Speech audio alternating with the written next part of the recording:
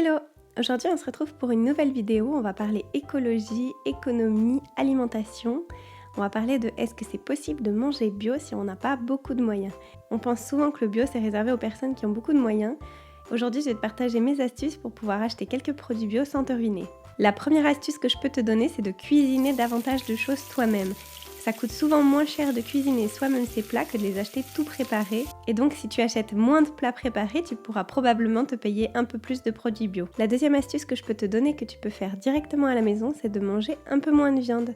La viande ça coûte très cher et on peut souvent la remplacer par des protéines végétales de très bonne qualité, comme les légumineuses, donc les pois chiches, les lentilles, les pois cassés, qui sont super intéressants pour la santé et pas du tout chers. Avec ces deux astuces, tu devrais déjà pouvoir économiser un petit peu d'argent et donc potentiellement te permettre quelques produits bio.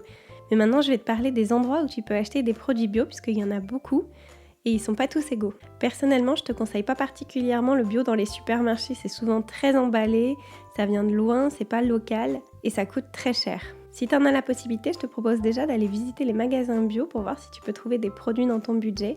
Il y en a qui sont exotiques et qui viennent de loin et qui coûtent donc très cher, mais il y a aussi des gammes de produits beaucoup plus accessibles dans les magasins bio qui peuvent être une première option pour toi. Une autre astuce que je peux te donner, et c'est celle que j'utilise moi le plus, c'est d'acheter en circuit court.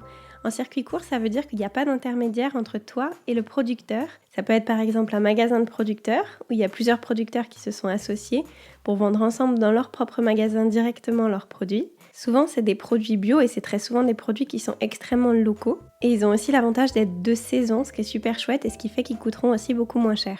Une autre option que tu connais peut-être en circuit court, c'est d'aller directement chez les producteurs. C'est quelque chose qui se fait beaucoup et du coup, t'as pas d'intermédiaire. Tu peux des fois ramasser même toi-même les produits et ça coûte beaucoup moins cher. Une autre option, c'est les AMAP. AMAP, ça veut dire Association pour le maintien d'une agriculture paysanne. C'est des assos où les producteurs sont directement en lien avec les acheteurs et viennent livrer une fois par semaine leurs produits. Et les acheteurs sont adhérents et font à la fois les distributions des produits et à la fois peuvent acheter des produits. Du coup, des fois, ça prend la forme de panier qu'on vient chercher une fois par semaine où on choisit pas les produits qu'il y a à l'intérieur. Dans d'autres AMAP, on peut choisir les produits qu'il y a dedans. Ça peut être uniquement des légumes, mais des fois, ça peut aussi être de la viande, des produits laitiers, des œufs, plein de choses qui peuvent permettre de faire une bonne partie de ses courses pour des prix souvent très peu élevés pour des produits bio, locaux et de saison. En plus, ça permet de rencontrer ses voisins et les gens du coin et ça, c'est quand même vachement sympa. C'est aussi moins cher parce que les adhérents donnent de leur temps pour faire les distributions puisque les producteurs ne font que déposer leurs produits et ensuite les adhérents font la distribution entre eux. Tu peux facilement trouver sur internet les magasins de producteurs ou les AMAP proches de chez toi, il y en a beaucoup en France. Une autre possibilité, c'est d'aller voir les marchés de producteurs, il y en a partout en France. Des fois, c'est abordable pour des produits bio.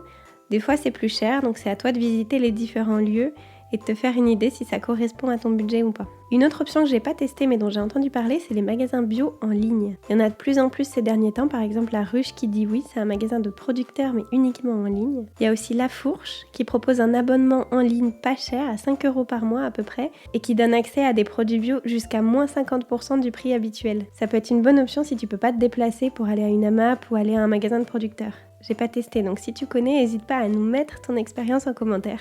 Enfin, le dernier conseil, ce serait de jardiner toi-même tes légumes. Pourquoi tu jardinerais pas tes légumes toi-même ? Ça pourrait te permettre d'économiser un peu d'argent et d'avoir des produits biologiques pour pas cher parce que c'est toi qui les ferais. Si t'es en appartement, il y a beaucoup de livres ou de ressources qui existent pour apprendre à faire un potager, soit dans son appartement, soit sur sa terrasse. Et sinon, il y a des lieux, des jardins partagés où tu peux jardiner sur des lieux collectifs qui sont loués. Pareil, tu peux en trouver plein sur internet.